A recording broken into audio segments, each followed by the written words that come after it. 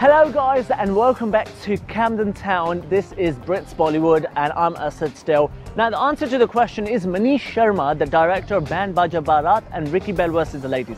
Now some important news, right? Anyone who fancies Nargis Fakhri will be disappointed, and also Shahid Kapoor, because apparently these two are dating and apparently there are rumours that they have actually moved in to each other's houses. Well, it should be Nargis has moved in because Nargis is from America. What's really important is how they met, right? So Ranbir Kapoor, who's an ex of Nargis Fakhri, throws a party. He invites Shahid Kapoor. These two get along. Next minute, they're an item, they're dating. Brilliant. So who played the Cupid?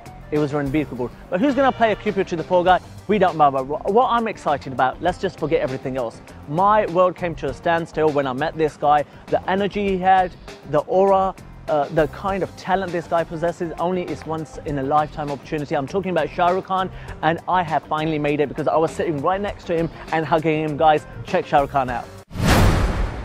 As I said, I will be here with my idol, my hero. I'm sure he's pretty used to actually hearing all these words before, but I've got the one and only Shah Rukh Khan in the house. How are you today? Thank you, Asad. Thank you very much for having me on your show. Of course, it's a pleasure. First of all, welcome to London. I mean, obviously, I would say it's your second home because you have a home here. How does it feel every time that you come back to London? I don't come very often unless I'm working, but yeah, last year I was here for Ravan. Okay. And then I do try to drop in during the summer holidays when the children have holidays in June. But we kind of start off from here, then take the kids to different various Disneys, wherever they are, in Paris, yeah. So shooting for Yash Chopra and his whole family's here, my family's here. So it's been fun. Now, last 4 or 5 days, yeah. So now I'm feeling sad because my family just went back yesterday. But yeah, it's been a great shoot. Recently, I've just come to know that one of Rachel's students, he actually did a cheeky comment, like on Twitter. He said that the film was called London Ishq, when it wasn't. And the power of media these days. What's your thoughts on that? How much power does like a Twitter and Facebook hold these days? I think the word power is wrong to use for something which is not right. Sure. No, I'm just saying, but the rumor was spread, so... I don't think so. See, I have a huge take on where it is headed right now. Sure. How things happen. As a matter of fact, I'll be very honest, I've gone quieter because of that. There was a time when I could openly come down out in the press and talk or chat. Sure. I started writing things on Twitter, but what's become of it is that you write something and even that becomes news and again taken on as what you didn't mean it to. Absolutely. So you become a little, I think this is, I have a different take, you know. I think social media finally will make us a little more unsocial.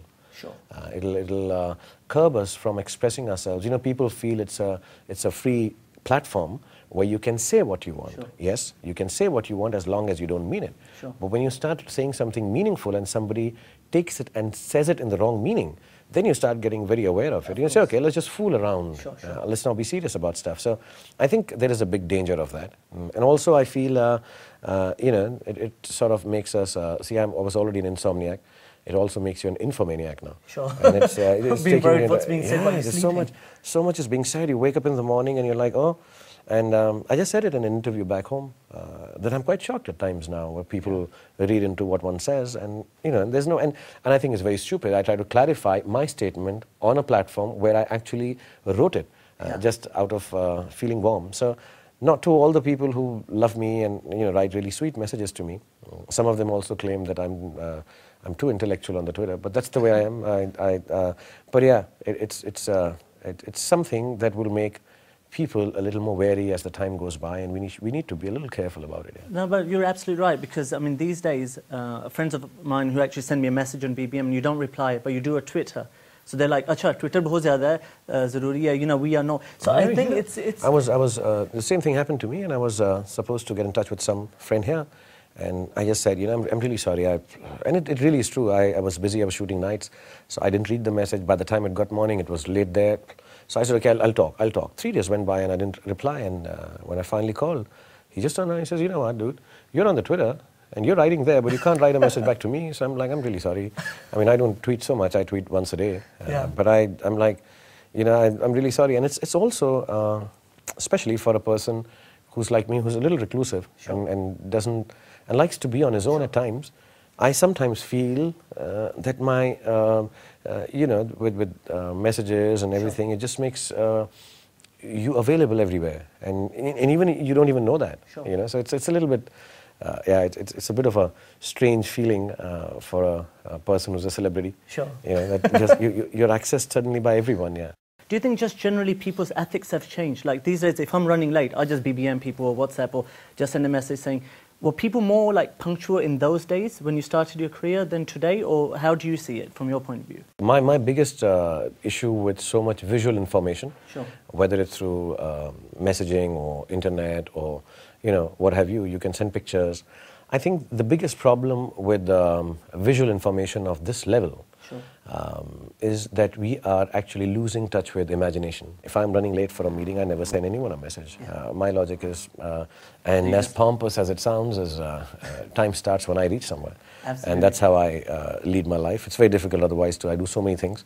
And I make sure everybody's work gets over. I don't hurry anyone up.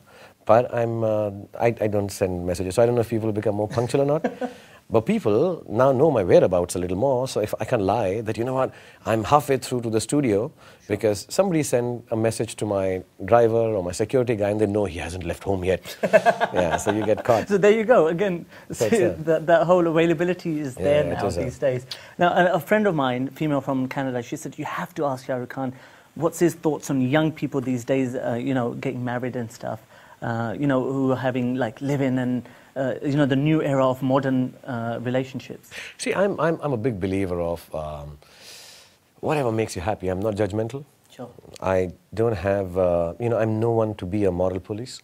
Sure. I lead my life in a certain way. And that is also questionable by many. Sure. And just because it is questionable does not mean it is not right or wrong Sure, for me. sure, of course. So I have no issues people having a live-in relationship, just a relationship, getting married if they wish to. I just feel, you know, that if you are going into a commitment and have babies, Sure. it's a different ballgame for the upbringing of the children. Sure. And you gotta be steadfast in that. Sure. To a certain extent, Sure. and have a little respectability in that, have a little honor in that. Sure. And it's not more honorable to be married or unmarried or have a live-in relationship. I think everybody's cool, everybody should be happy, and I would tell youngsters, I would tell my kids, see, I have a son and daughter, and now I gauge any question about youth from their point of view. Yeah.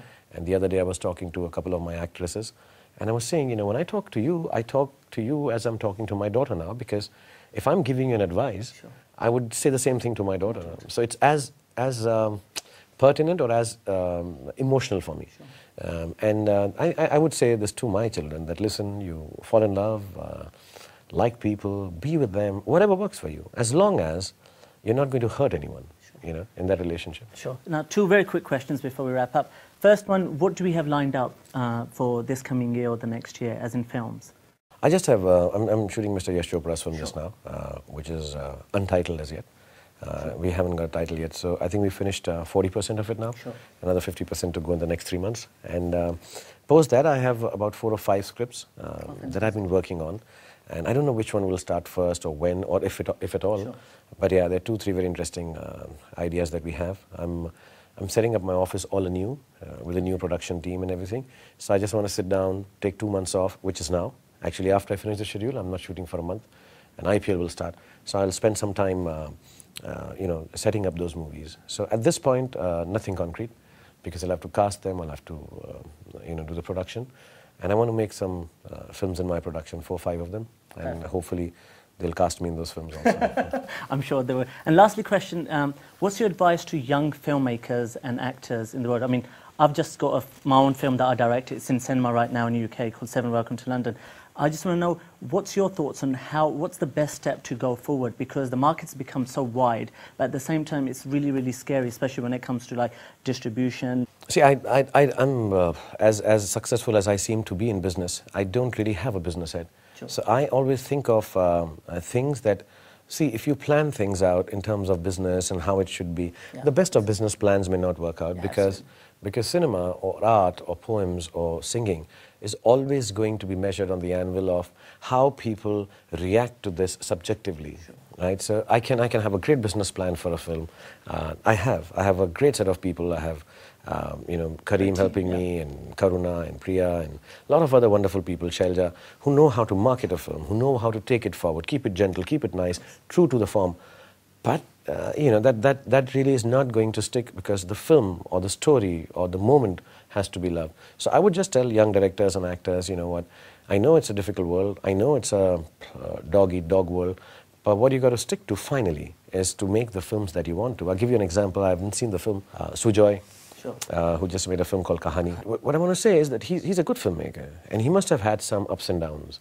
But he's stuck to his guns of wanting to make the film that he wants to. And I think finally that's what will count. What you want to do, what you feel like saying is what's going to count. And of course, it's a commercial world. It'll have all the commercial trappings. You'll have your songs and your dances. You'll market it. You'll have bigger posters. You'll have better images. You'll have everything. But finally, you've got to make a film that your heart says you should make. What happens is people are so afraid of making things that don't sell, that they end up selling their integrity and their creativity instead. And I think when there's a choice between making a thing which doesn't sell or selling your creativity, I think you go for the one closer to heart. And yours was the one that you thought? Yeah, I never make a film. In all my career, I've never done a film. I've done 70 films. There's one maybe which was more business-like, but also had an emotional reason of friendship. But I've never made a film which I didn't want to make, personally. I've never made a film for any other reason. And I've delayed films. People get angry with me sometimes. Why are you taking so long? I said, I don't feel like doing it just now. And it's not that your film is not good. The heart is saying, wait a little more. Even with SG and all, who's like my family. You know, SG, 4 months more now. Please let me feel like a lover again. Right now I'm feeling Dawn. You know, right now I'm feeling Ravan. So yaar, kya baat hai? Tu act aise nahi. I want to feel like a lover. Let me be like that. And, you know, my filmmaker friends are kind, and they do that. And I think I would suggest this to all the youngsters, with all the trappings. And I'm working with a lot of youngsters right now, young girls. And they all, when I speak to them, I realize what you're asking. That, you know, you need to be aware. You need to, well-informed, well-armed, and you need to figure out business. I think the bottom line is always going to be, if your heart tells you to do it, you want to be an actor, go ahead and act. You want to be a director, go ahead and direct. Don't do the business of acting, and don't do the business of direction. Perfect. Thank you so much for being on the show. Any last special message for your fans out there in the entire world? Okay, all of you, be happy. Like I always say, this is a message I repeat again and again, so you can take it from any of the last interviews we've had or chatted. Yeah, please be happy. God bless you. And when you find happiness, hold on to it tight, because that's what life was for. And God bless you all. It was an absolute pleasure and honor. Thank you. Thank you so much.